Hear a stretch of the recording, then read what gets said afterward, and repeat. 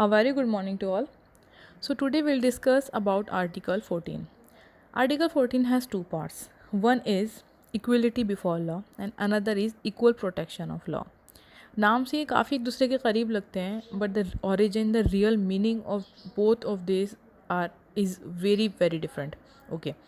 So first I want to tell you about equality before law. Actually ये देखें equality before law जो है ये हमने यूके से लिया है. ओके. तो यूके के एक ज्यूरिस्ट हैं जिनका नाम है एवी डाइसी, DICEY. तो एवी डाइसी ने 3 एलिमेंट एस्पेक्ट्स दिए अपने और वहाँ पर यूके में ये जो हमारा इक्वलिटी बिफोर लॉ है ये वहाँ पर रूल ऑफ लॉ के नाम से है. ठीक, रूल ऑफ लॉ. तो एवी डाइसी ने इक्वलिटी को दिखाने के लिए, इक्वलिटी को अपनी कंट्री में पेश करने के लिए, रखने के लिए जो 3 आइडियाज़ दिए थे वो 3 आइडियाज़ कुछ इस तरह थे जिसमें आइडिया नंबर 1 एलिमेंट कह सकते हैं हम जिसको, उसका फर्स्ट एलिमेंट ये कहता है कि absence of arbitrary power. Means arbitrary मतलब बिना लॉजिक, बिना रीज़न, बिना वजह के किसी को भी आप पनिश नहीं कर सकते. तो ये आर्बिट्रेरी हो गया, तो ये आप नहीं कर सकते. तो वो आर्बिट्रेरी पावर के एब्सेंस को कहते हैं कि ये एक और कानून की नज़र में सब बराबर हैं. तो ये इक्वलिटी वो रखते हैं, absence of arbitrary power. Second वो कहते हैं इक्वलिटी बिफोर लॉ. तो मीन कानून की नज़र में सब बराबर हैं, तो इक्वल सब्जेक्शन है, सबको मेन वुमेन बराबर हैं, रिच पुअर बराबर हैं, तो सब कानून की नज़र में बराबर है, किसी को कोई स्पेशल प्रिविलेज नहीं है. ये था second. Okay, equality before law. And third जो है वो है the primacy of the right of the individual, that is the constitution is the result of the rights of the individual. देखो मैं आपको इसको इजी लैंग्वेज में अगर बताऊँ तो सीधी बात है, यूके में फंडामेंटल राइट्स जो है वो कॉन्स्टिट्यूशन से ज़्यादा इम्पोर्टेंट है. मतलब fundamental right, citizens fundamental right is more important, more superior than the constitution.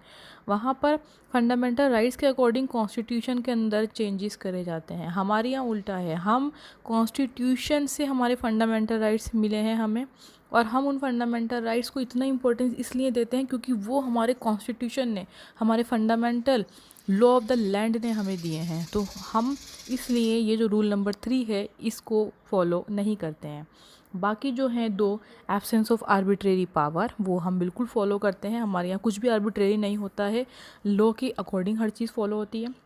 Second thing equality before law. Yes, equality before law तो हमारे सीधा हमने उठाया ही है.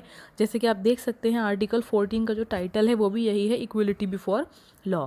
इट मीन्स कानून की नज़र में सब बराबर है, कोई प्रिविलेजेस नहीं है, कोई टाइटल्स नहीं है. टाइटल से आप जब क्या समझते हैं, जैसे किसी के नाम के आगे लगा हुआ है राणा साहब, नवाब या कुछ भी, ऐसे कोई टाइटल्स नहीं है. ठीक है. हाँ, जैसे डॉक्टर है तो डॉक्टर का टाइटल उसके आगे लगेगा. ठीक. तो ये जो टाइटल है ये एक अलग चीज़ है, ये एक मतलब ये क्वालिफ़िकेशन वाइज है. तो इस टाइटल की बात नहीं करी जा रही है यहाँ पर.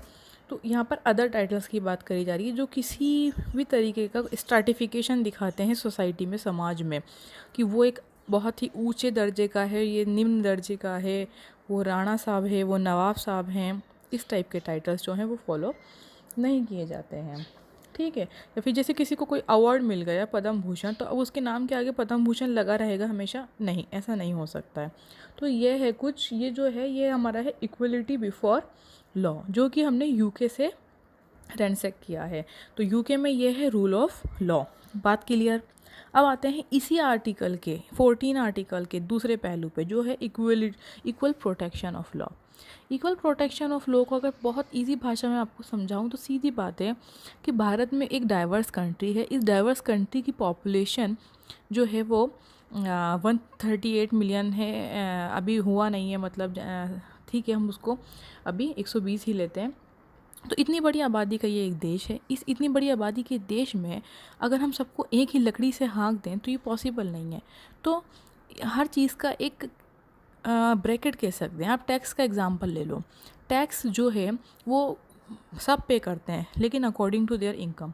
जैसे 5 से 10 लाख वालों के ऊपर 20% मान लीजिए आप, और उससे ऊपर का 30%। तो कुछ इस तरीके के ब्रैकेट्स बने हुए हैं, मतलब जो लोग एक जैसे हैं वो एक जैसे वाले ग्रुप में ही ट्रीट होंगे। Means like should be treated alike, okay, without any discrimination. एक जैसे लोग एक जैसे साथ में ही ट्रीट होंगे। जैसे जो प्रिविलेजेस क्लास हैं हमारे कंट्री में, उनका टैक्स हाई है, जो निम्न स्तर के हैं उनका टैक्स का लो है, ठीक। और अगर गरीबों को ले लो तो कुछ अदर स्कीम्स भी गिवन है, वो हम उसको आगे फर्दर हम पढ़ेंगे। तो आई होप आपके यहाँ तक समझ में आ गया होगा। So have a good day, take care.